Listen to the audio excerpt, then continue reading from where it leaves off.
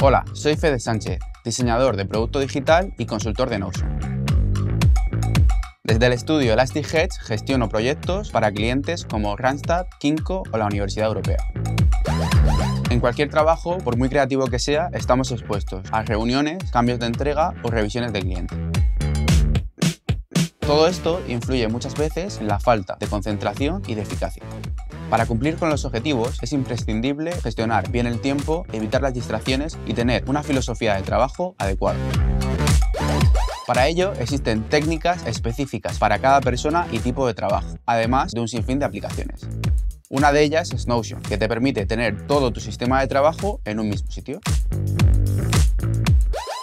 En este curso de doméstica aprenderás técnicas para desarrollar e implementar tu propio sistema de productividad.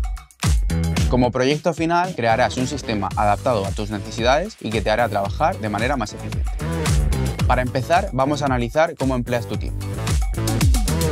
Luego te enseñaré trucos para distraerte menos, planificarte mejor y seguir un marco de trabajo basado en procesos. Estudiaremos los orígenes de los problemas de productividad y veremos los peligros de intentar siempre alcanzar la perfección.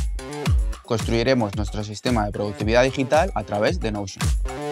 Te explicaré cómo organizar y planificar tus días, semanas y meses de diferentes maneras, teniéndolo siempre todo centralizado. Veremos qué tipos de procesos nos permiten trabajar con equipos y clientes de manera más eficiente.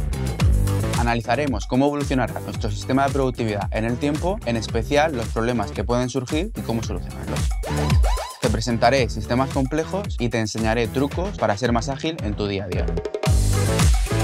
Además, te dejaré disponibles para descargar todas las plantillas utilizadas para que puedas trabajar de manera inmediata. Al terminar el curso, trabajarás de una forma mucho más productiva y podrás equilibrar tu vida personal y laboral.